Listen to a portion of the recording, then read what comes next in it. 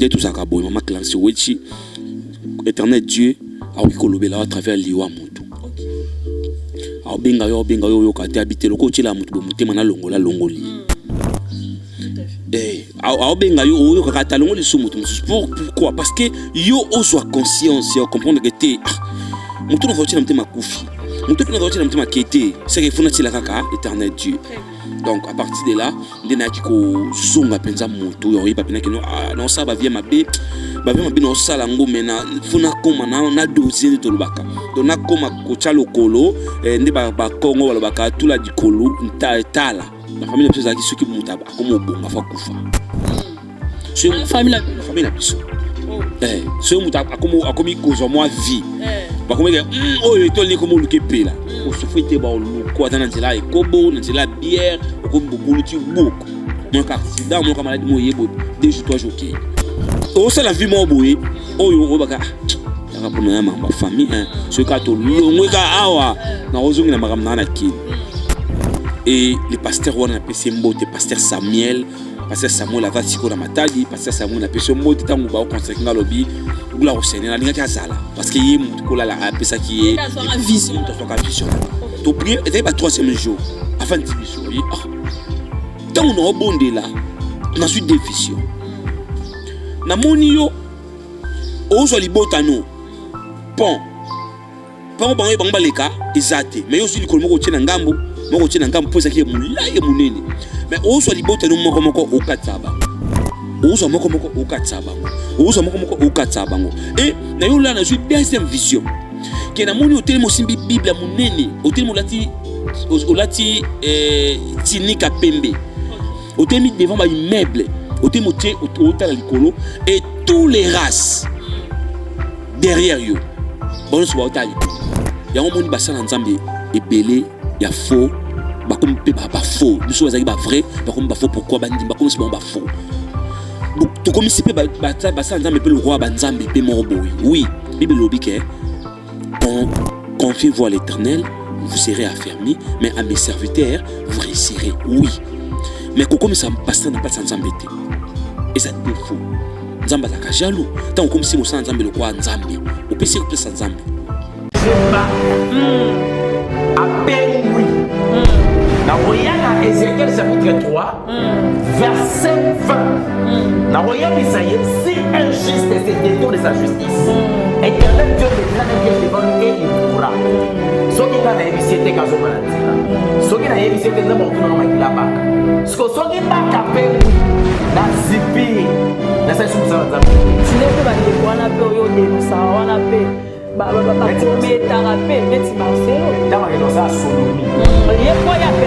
Entre les mariés, madame bon. Ah, c'est tout à fait normal. C'est un acte d'abomination. Aïe bien. Ça dans le chapitre 1er. Parce qu'il y a un commerce traité, mais à ça. Il y a tout ça là.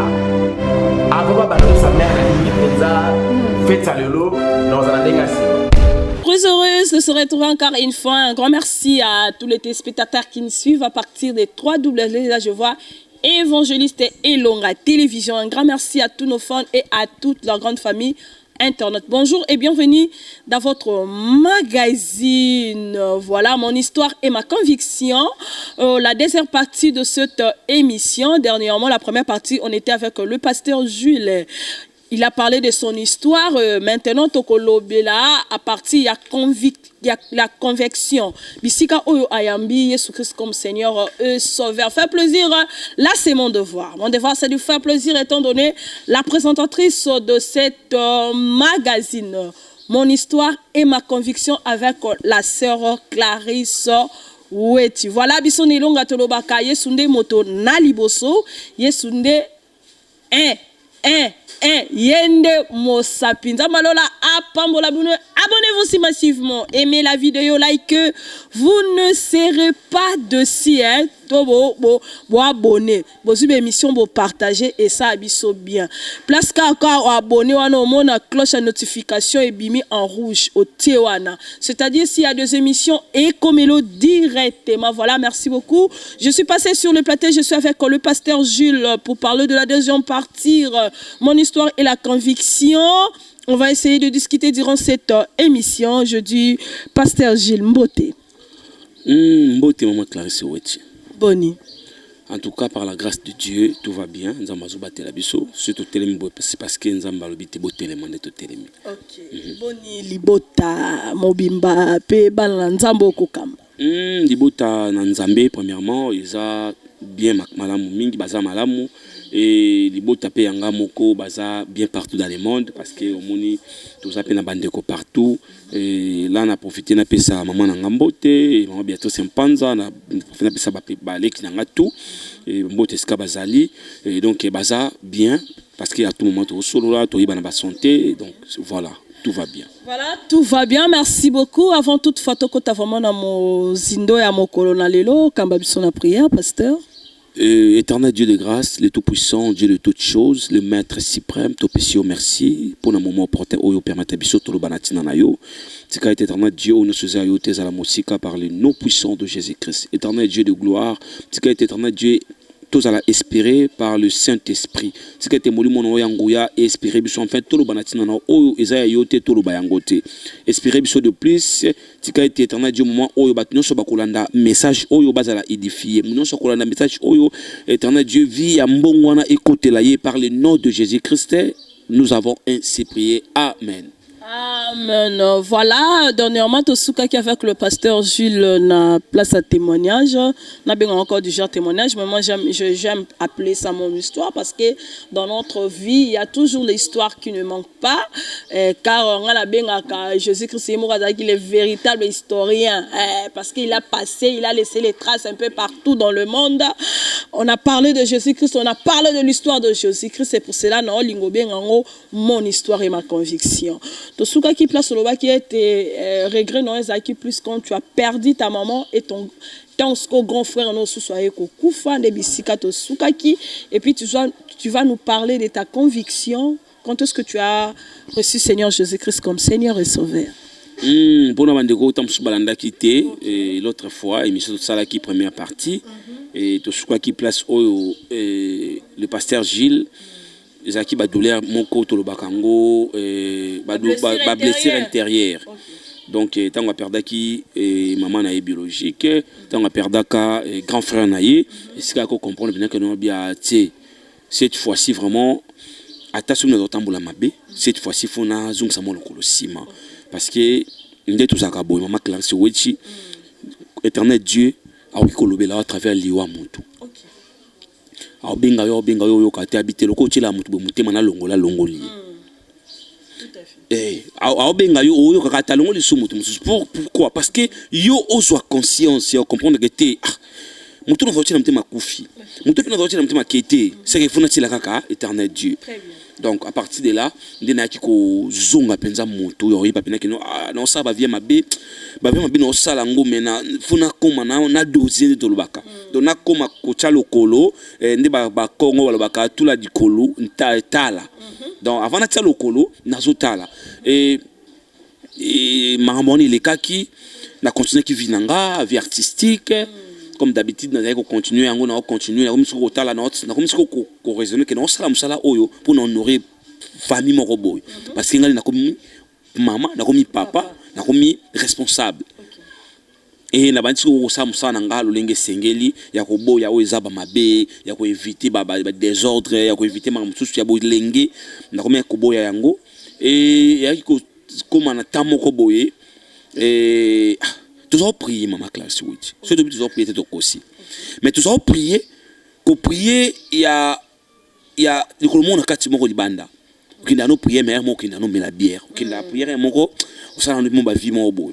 Et un jour mon ami qui est aujourd'hui mon père, mon encadreur spirituel et évangéliste Selonga. Il y a qui un appel depuis moi Kala. Alors les internet moi appelle les amis déjà pour ce qui est mon boy tous amis maman tous le bangana yi a malgré ba vina biso mais mon to fandi bo to bi mikolo to zongeli nzambe mikolo to zongeli nzambe so to pengu to ba mikolo to beta non mi-saison tous le ba terme on a to beta non mi-saison pendant une année mais des fois tous zongela ka nzambe so to vani to partager na ebisio to partager on va bien mais vie au beau ça na mambolo ba et marmi balem pourquoi et qui semence de Dieu et évangile selon a invité na zamba ya logisi là ndiki ba invité ba nyonso pona kende na mona kaka mais au moins na kinaki ton aki première fois na ki c'est un cas normal parce que tu prières déjà na ki na zongi ba même pratique deuxième fois na ki na biso o kende zamba o zonga mais quand na yo moko elobelo est-ce que vi o pinza ba otea non salango pour ani te faut pas na salango o ko mo bunda na conscience nao non ngana sala mais o ningo sala mais mais mo po sali kaka mais il y a un moment ce qui nzamba tala ce qui appelle nzambe ye ata o sali nyonso et sukaka par ko joyeux et tango na comme ko mateya to na porte moko atuzaki na nzamba porte David pesa za pe na pesi mbote skazali et toujours que plus les panaye na évangile selonga toujours là tozaki bina moi quelques personnes moi no moko ya 4-5 personnes tout le monde mata on a pi mongombe comme elengi to mata ngomba biso mata ngomba tombe ko inviter bato et na ko comprendre bien que no te vie on a ça là ils ont pesa nzambe lokomote il faut na komasko ko sala tala soki moto abongwani soki moto se convertir nyoso oyo akoko sala faut ça ya bien eza zèle noko sali kamba obo mais te kamba za mabe tala zèle eza na habité soki moto olobaka bongwani asa zelete abongwani nonte soki moto olobaka bongwana asala ka ma même vie akala ano abongwani nonte mais soki moto abongwani akompana que non o eza mabe fatika directement o eza mabe fatika fo azongis asa bene fort que ya ko repousser ngo musika et tango na ye ko bongwana ya solo na se convertir na yo comprendre que non vie na zo sala kala ezaki faux vie ezali lokola ba fongolinga mutu ba lokelo ko ba fongoli ba auto malobanza be ba okotisa ba placer te ozaki mabe lokola ba longa tellement noir na comprendre vie ko bozaki ma vie mabe mais pourquoi ezaki vie mabe tala on a comprendre bien te vie na zo sala ezaki vie moko ya bien te situation fona landa nzambe appelle ya bandakala appelle ya kana 2015 ou 15 ça kana matadi to nda prière à famille la famille na biso qui muta akomo bonga fa kufa la famille na biso so muta akomi kozo moi vie ba komeka oyo etoli ko moluke pela o souffrite ba lu ko atana nzela e kobo nzela bière o ko mbulu ti boko mon accident mon maladie mo yebo 2 jours 3 jours OK to saka bon na famille na biso to zalaka bon la famille na biso et toi qui ko se réunir na famille c'est tout prier pourquoi famille na biso ezakaka to kana ba condamnation to saka na ba loi na maloba mo batie na biso to yo sanga na biso to ke matadi pa ya mama leki na biso la cercle so weti to prier pendant une semaine à prière prière na biso prière na gêner non te kuna na gêner na sala no lo te kuna na biso o sala vie mo boye oyo obaka yaka pona ya mamba famille ce ka to longweka awa na ozongi na makamna na kin et le pasteur wana na pesi mbote pasteur Samuel ava siko na matadi pasteur Samuel na pesi mbote tango ba consacrer lobi gloire au Seigneur na linga zala parce que ye mutu kola la pesa ki ye vision nanga fa zala mais gloire au Seigneur parce que non so o komaka to kumisaka nkolo ko la permettre ta koma mais il y a un jour où na ko invité alors mona oya a profesaka amoni na chair ndenga zoteya et pasteur Samuel tango ye to prier et ba 3e jour avant tibiso ye tango na obondela na su division na moni yo ozo libotano pont bango bango baleka ezate mais yo su likolo moko tina ngambo poza ki mulaye munene mais ozo libota no moko okatsa bango ozo moko okatsa bango et na yo la na ju deuxième vision que na moni hotel mo simbi bible munene hotel mo lati tinika pembe hotel mi devant ba immeuble Ote motié ota la likolo et tous les races derrière yo. Bon so ota likolo. Non mon on distraction. Nabi na tele mabonde ni. Miando to. Comme Jésus. Nga Jésus na ba masumu nanga. Ozoba mo wuti. Na boyeki yango. Abedinga mpanzi entre biso mibale. Abisinga osana appela Nzambe. Même si ta bazala kabo. Ta la bazala kabo bajo. Na suki ezala pia offrande. Na bimona yo keka. OK. Vous en appelez Nzambe, ça l'effort ya koluka déjà koluka koyeba kama kambo ya ko en tout cas conseiller nga papa wana. Mais na mutema nanga tamusu mamna lo bayiba okalelo. Na zaye ko ba taba pasteur bazala kabo est-ce qu'il y a l'équipe pasteur intel? Est-ce qu'il y a l'équipe pasteur intel atika oluka ka mbongo? Mais au moins ils qui appellent oyo eyaki. Na songa nga Pékin, na songa ba même vie. Dia ba bien comprendre bien si ba comprendre appel na e. C'est ce qu'il faut na foncer. Na zongi ko ba vie moko suboy. À l'époque na zongi suba vie kaka ba vie mo ba loyenge ba vie mo merde biso kaka ay ba kaka coûte et kanga. Mère ali na biso ay ba ke nezana appel e kangi. So kinga na boy Nzambe. O ba ki mo noza musa Nzambe tilelo. Alikuwa kuta faire voyager senga na kende suki wapi na kende ngabo ya ka mboka na te ngaf mamofo mboka na te. Et tango to mo matangomba na yo comprendre que no te appelle Nzambe za kakati nanga et na ki kokoma sikoyo mur ya ko motiver les autres. Et venez selon ça témoignage moko lobi avaki amina ya ikobo avaki amina ya ambiance avaki amina ya hotel avaki amina ya intime ya parce que cause à la claire avaki camarade nanga oyo to ça n'est presque tout. Tout ça n'est presque tout. Et que comme on attend moi bopina que non, bo sala makamwa ma baby lombale wa conscient. Yo sala awa, yo sala mo. Pasteur Gilles, faut sembola. Ya bimala moi sikoto, yo po bimala moi sikoto. Bon, ça ba la gachi mususu peut-être un mususu qui ko temps mususu mais il faut qu'on partie de votre histoire, il faut muta comprendre que bo comme dia basala Nzambe mais pour ko édifier peuple de des autres. Voilà, ça qui pense ça c'est ngia na moi sikoto yo ngapena na moi sikoto yo, mutamta jour na makambo na ye. To yeba na ba secret.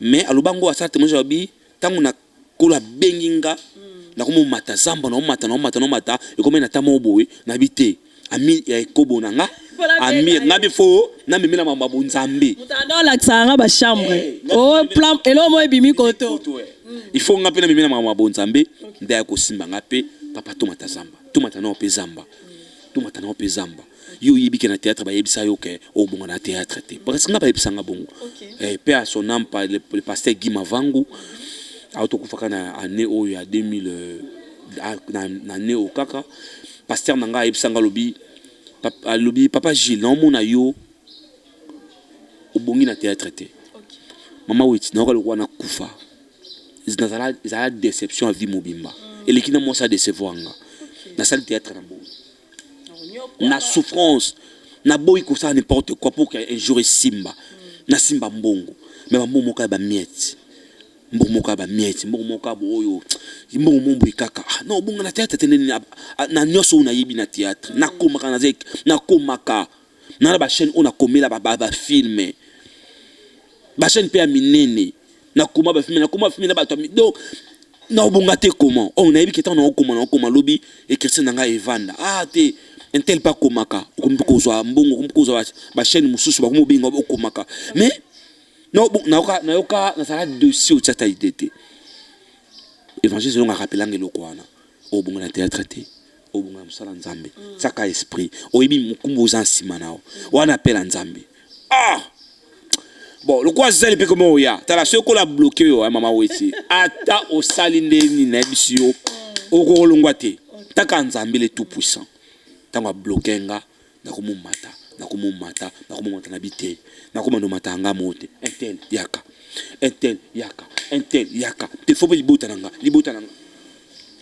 na eko comme siko chrétien na eko parce que na qui chrétien ignorant nous allons vivre vie à christianisme penza comme tel te Non prier, maintenant sous la condamnation. Non prier, maintenant sous la loi. Non prier, mais maramozo ils ont évolué. N'a arrivé comment? Et tant qu'on a prié, tant qu'on a commis ce qu'on a bon de vrai. Ils ont vexé mon a linga mingi à l'époque. Ils ont qui Romains 8:1. Ils ont vexé le bossona kanga. Et va na mutu. Parce que tout ça qui sous la condamnation na ba famille na biso. Mais Romains 8 verset premier verset il y a aucune condamnation maintenant. Tala, c'est profond. Tant que tu as sikoyo, c'est que tu as awa na ta sokola avant na ya awa. Avant na ta sokola na lalaki.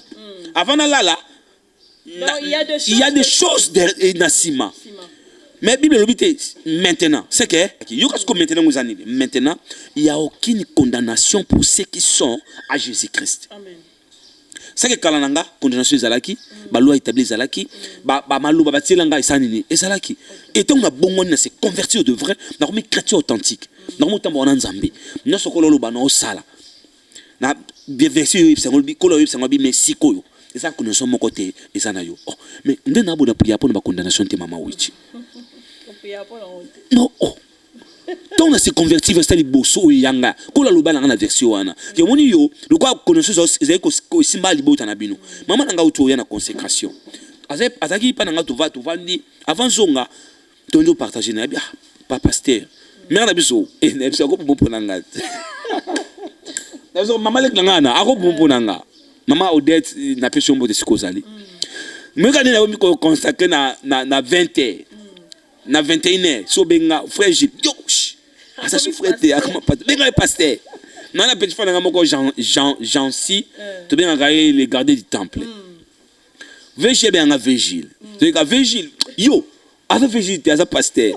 Donc mère de personne a plaisir pourquoi aluka kiango pendant tout ce temps parce qu'il y a qui appelle wana. Abenza be sala mono grâce. Alors prier ka pour nanga ko sala grâce. Et tant on a comprendre que na comme mo sa nzambe ezaki aller la témoigner. Na se batala ni na consécration ba bi maman o a témoigner ka aller la wana c'est aza maman le kinanga. A soufa pe po nanga ta na zaki mukie. Donc maman wechi to solina e singa boy. Abi pasteur. Ndenge za wana en tout cas il faut trop prier ba ko na so wana ba lobia pour na biso longwa. Na biso za pour na nda kuzwa bible. Parce qu'il y a ça illusion wana que tout ça ka sous condamné tout ça sous nini laisse maman zoa bible oza apuna nda zoa bible ju bible zoa tanga Romains 8 premier verset tanga Romains 8 premier verset avant nous tanga mais tout tanga maintenant il y a aucune condamnation pour ceux qui sont Jésus-Christ tant maintenant c'est que le bizarre qui existait tout ça sous condamné tout ça qui sous la loi tout ça qui sous mais aujourd'hui dans le banayo diable pour me eza acculpabiliser na kata niveau âme. OK. Yo comprendre que jusqu'à présent tous à la cas sous condamné.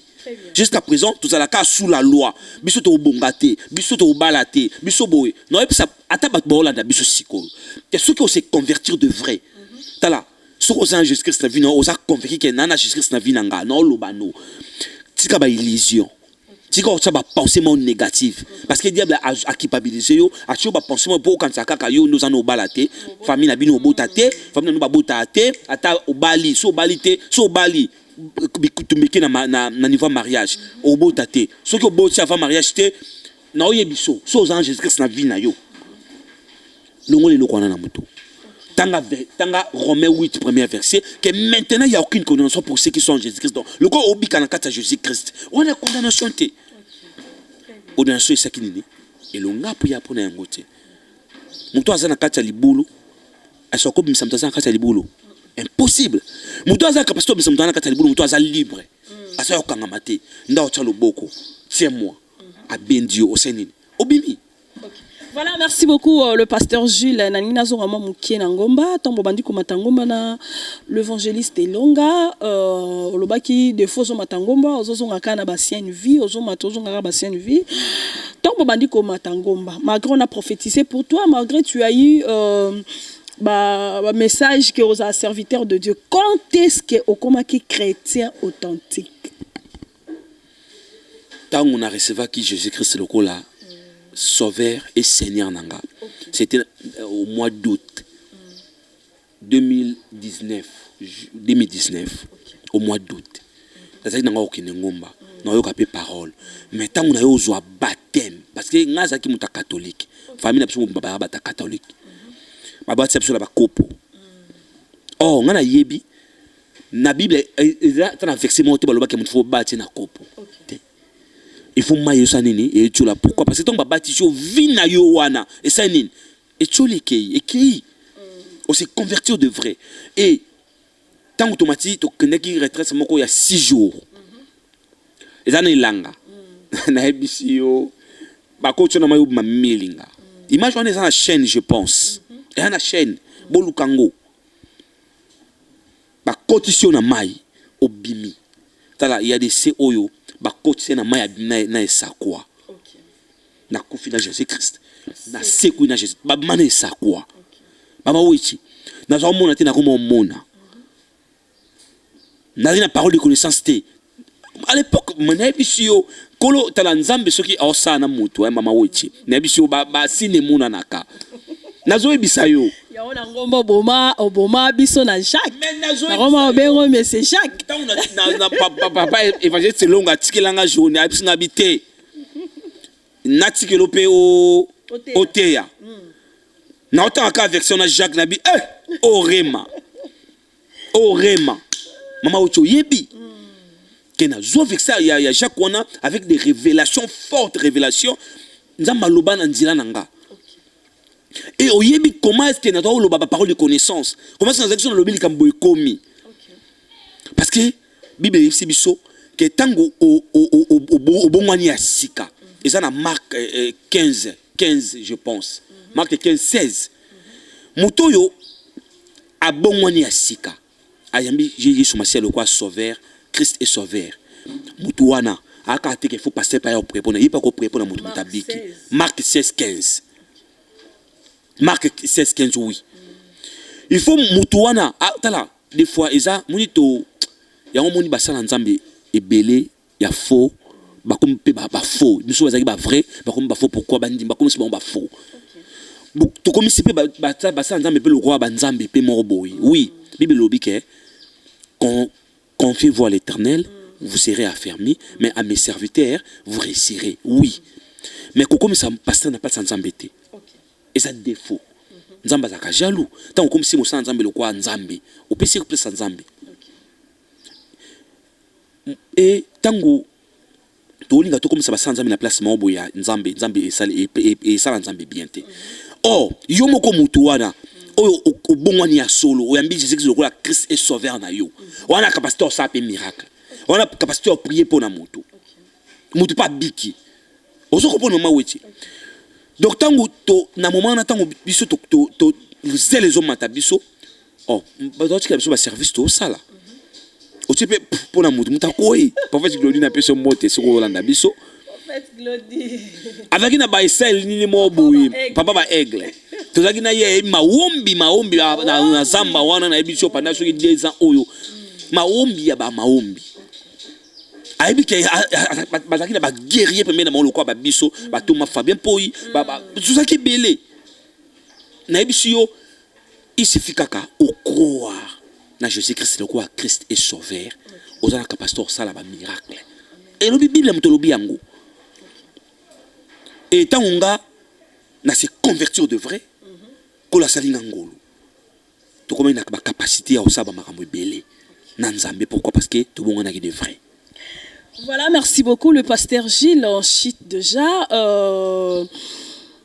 Pendant que au Bandi Makambu, il y a vie chrétienne, est-ce que tu as eu de difficultés, des insultes par rapport à ton environnement, par rapport à Mama Stano à théâtre, parce que tu avais dit dernièrement que non, yo passé vie mingi na théâtre. Donc, oyebi ma bé et belé na katsa théâtre. C'est-à-dire que, est-ce que tant on s'est converti, est-ce que les gens croient en toi?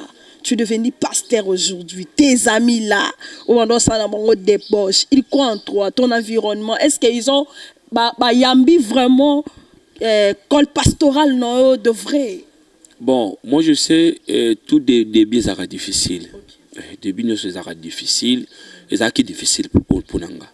Ngata masanga mo ba sanga longwa, on a na service. Na prière pour na bateau, na TAP. Mais le roi est consacré. Ah, Lumba. Yo, you, no fingo. Tala, no fingo. Mais, le roi là, na enseignement à grandeur. Pour comme un grand, il faut m'amener sur sa nini. Il y a peut-être sur autant avec si pour avoir à répondre à yo. Allez-y. Ils ont quoi na Matthieu 23.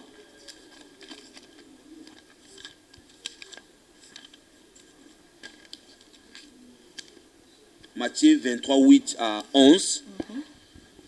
Je lis au nom puissant de notre Seigneur et Sauveur Jésus-Christ.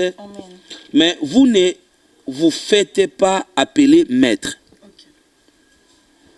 Car pour vous, il n'y a qu'une seule maître. Donc vous en avez posé à nous maître. Kolukangote. Yo no chulo bake na débit. Maman sanga sanga longwa. Na ko tipo mona maman ngana mo sans. Po musu bazaka azana no infirmière. Azana no étudiante. Ba bengi de docteur. Na ko ta kota na sacerdoce sabonzambete na service. Parce que sacerdoce c'est service. Na ko na sacerdoce sabonzambete mais na déjà pasteur. Orgueil. Donc Bible bake toi na possible bien besoin maître parce qu'ils en a un seul maître. Toi avancez. Et vous êtes tous frères. Non, un pasteur Gilles. Bien un frère. Ce que mon qu'il faut bien un frère. Ce qui est singa yo bien un frère, bien un frère. Ce qui est singa mon que est singa bien un pasteur. Et dépend na yo. Mais ngana luka yango te. Je suis un pasteur. Il faut boire un baron et un pasteur. Non. Toi avancez. Ne donnez pas non plus à quelqu'un ici-bas le titre de père, car pour vous, il n'y a qu'une seule père. Daddy, pai. Et on va le dire daddy n'a pas pai. On lui dit que yo matanga na boye, ngam na soka mandat, non. On a visionnaire. Vision les ayote. Quand on t'appelle ça vision, et puis c'est qui pour un bon maître serviteur, un bon maître. D'ailleurs moi on a maître. Surtout plutôt définir un mot au monde que maître yemoko azamola kisi. Donc pour ngana salelo pour na tindo salelo mo benga fona la kisana no. Donc ngamo sali après yo sali ni oyo sala. Car pour vous, il n'y a qu'une seule Père, le Père céleste. Donc, tu as besoin de l'icolo, tu as besoin de l'ionson. Tu as besoin de toi, frère, premièrement, toi, frère. Ne vous faites pas non plus appeler chef. Non, chef, non, il faut banganga. Toi, on a tiré dans l'œuvre de Dieu. Pose à la grandeur et l'accession makambo. Zonga sima pour que la sanini a tombola yo. Toi va avancer parce que le Thomas Fabien déjà pour Bonatan, to chité. Disait ne vous faites pas non plus appeler chef. OK. Car un seul chef et votre chef c'est le Christ. Donc chef il y a église comme la famille de Dieu, c'est Christ. Nazu 11. Le plus grand parmi vous sera votre serviteur. C'est profond, hein, Maman Wechi. Le plus grand parmi vous sera votre serviteur. Donc, bateau bazaba grand, au bureau comprendre bazaba grand, faut bazaba serviteur. Il se sert les autres alors. Ben oui. Pour être grand, il faut se servir des autres. Ben oui. Wana ozamut oyo, otambo wana nzambe. Ozan pour sa grandeur. Mais dans la grandeur, il y a ba pasteur oyo yebi. Ba jeune pasteur. Ba ça il a que nyoso. Asa la telote.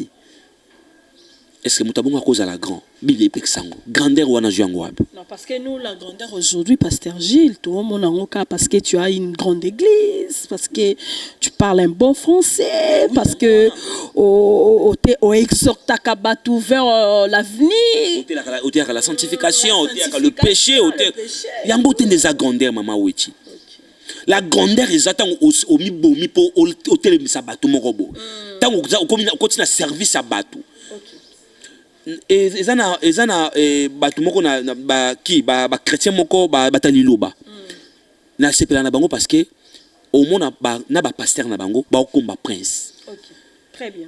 Et sa grandeur yango moni ba église belé ba jeune pasteur ba komi atie cravate yo wana kaka col non maman uti yo kana tanga 12 hein to citer na kana 12 yo kana tanga 12 car celui qui s'élève sera abaissé.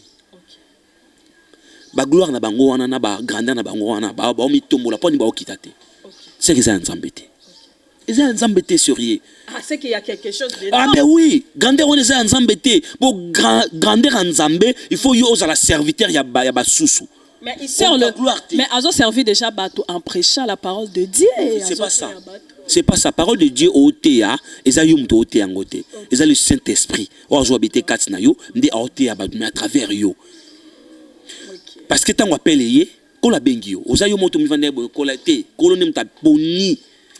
Pasteur Gilles. Prochainement, je pense que les Thomas Fabien nous signale de Jean le temps, la télévision sur l'air. Prochainement, Torozo Penda pour parler de la grandeur. Vraiment. Par rapport à question Tunenga, il y a Rolobake. Pour nous, la grand, il faut pas humilier. Pour nous, la grand, il faut pas y yo longwa. Pour nous, la grand, nous avons posé la facilité. Bon, mais nous avons la difficulté. Mais grâce aux Zakatinanga, des gangs. Tant que les gangs, boyo fukama. Ndenge ba ndeko Joseph ba ko fukama la Joseph. Boyo fukama parce que grâce na molimo santo Zakatinanga, maman wetin. Pourquoi les Thomas Fabien au cinéma so air, mais après permettre ngata 1 minute. Tala, tant que Joseph azaki na prison, ba non so ba kanga na Joseph a famille. Vous comprenez maman wetin? Devant moi si à Potiphar, Joseph a résisté ka. Akima Kekobo. Mais yo mutomi benga Joseph, Joséphine na famille.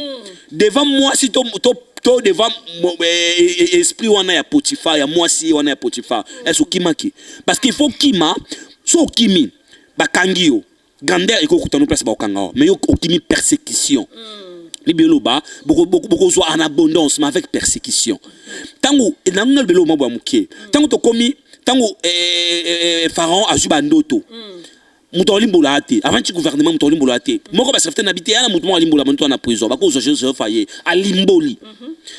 Nani Pharaon autouna gouvernement naïe.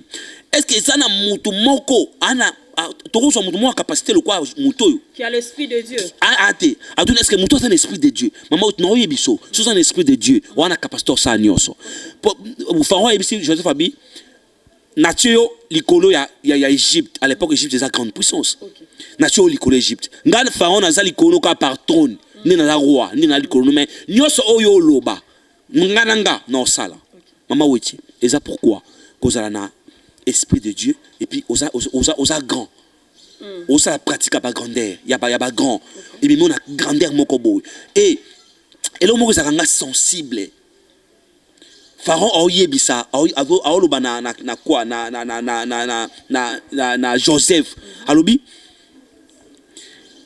na nyoso yo loba mutu mokote ana capacité ya olongola oyo lobi donc na nani po na lukaka gloire ba ça va bien pasteur non benga no frère yo moko jour molimo ça yo beto obenga pasteur. Voilà, merci beaucoup. On arrive à la fin de cette émission. Nous ne manquerons pas à poser 3 questions pour notre pasteur sur sa conviction avec Jésus-Christ, notre sauveur. Pasteur Jules, regarde bien la caméra parce que c'était l'histoire, mon histoire. Il y avait de temps d'histoire, on avait posé des questions. Ma conviction. Nalolenge ozali aujourd'hui, ce qui kolo alobi alekiso na katia persécution ou bien na désert, au cédé, oui ou non? Oui. Pourquoi? Parce que mon ikondima cause à la consacrer. Il y a des cours autosuivis, il y a des formations. Maman Wichi, attendez tous à biso ba bola boy. Pour tozwa to leka na persécution. Donc biso ba nzambe, persécution et tambola na biso. Parce que vite on vivre et ça vie à Jésus-Christ. Donc toi ba yekolina et toi ba disciple na ye. Donc vie o ya leka nango. Dans la Bible lobe, n'aimez pas le monde. Mutoyo alinga sepelisa bato alore mosala nzambe. Nana pour sepelisa mokilité. Nana pour un serviteur de Dieu. Pourquoi? Parce que na koti na kata bonzambe.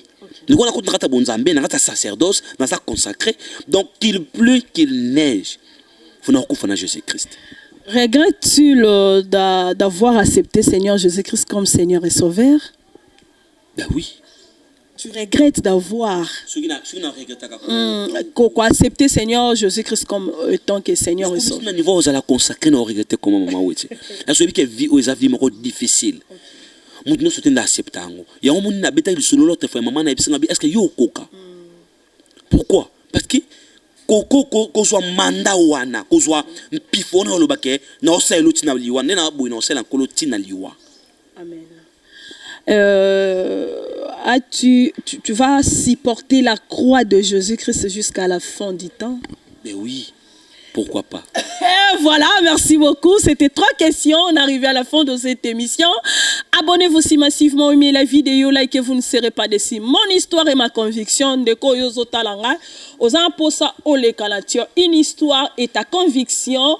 Ne manquez pas à nous appeler sur cet numéro qui est affiché devant votre poste télévision pour nous appeler pendant les Kalana émission, même en ligne. Au Bengibiso, le besoin pour ça dans notre émission en ligne. Tu as ton témoignage en ligne. Ne manquez pas à nous appeler. Le pasteur Jules, on arrive à la fin de cette émission. Un mot par rapport à cette émission. Merci beaucoup, Maman Weti. Et napesi yo vraiment merci mingi pour na message oyo oyo peuple de Dieu. Il y a une maman Pichuna. Maman Pichuna en Allemagne. Oh, maman Pichuna. Maman Pichuna en Allemagne napesi mbote akomelenga lobi aza touché na conviction nanga na passé nanga et maman Pichuna napesi mbote moni on dit même peut-être na kotanga kombo mais quand même de retour sur laki napesi mbote skozali maman Clarisse Makembi mbote skozali papa Claude mon papa et napesi mbote et maman Clarisse Wechi en tout cas ba émission boy faut ezalaka et ezalaka moni tango ba émission boyeza moto ko ba ko comprendre moto atani na vie mo boye akomi lo na vie boye ba bébé na vie mo akala mais aujourd'hui toi na vie on a té et moto ko quoi ko que tanzela nzambala kisai moto msupa ko bongwana donc vie nanga et ko bongo ça peut vie mo ya moto ko que nga kuna sala mabe ya makasi mais moto okutu te ngabe fona bongo na nzambe ako accepter nga donc merci beaucoup na équipe technique Mobimba le Thomas Fabien et notre réalisateur et batu nyonso comité Mobimba ya chaîne bambo de ce que vous allez na les soldats de Jésus-Christ partout où vous êtes. Voilà, merci beaucoup à Thomas Fabien derrière la caméra. Et puis très bientôt, hein, alors les cas, mon histoire, parce qu'il y a des évêques, la carte évangéliste est longue. Parce qu'il m'appelle un journaliste. Voilà, très bientôt. Et à Rolé Canapé, mon histoire et ma conviction, à Rolé Canapé avec le pasteur Gilles Beaumont, c'est la Billy Kitoko. Sur la caméra, c'est un serviteur de Dieu. Respectez, s'il vous plaît. Voilà, merci beaucoup. On arrive à la fin de cette émission. Abonnez-vous si massivement, mais la vidéo, likez, vous ne serez pas déçus. Nalobara toujours. Recherchez la paix et la sanctification, sans laquelle personne ne verra l'éternel. Oh, évangéliste, long à l'obara. Entre l'Iwana, enlèvement, c'est-à-dire que mi bongisa. Merci à toi, papa, de retour à Kinshasa et le pasteur Oti. Voilà, une semaine à Kipese.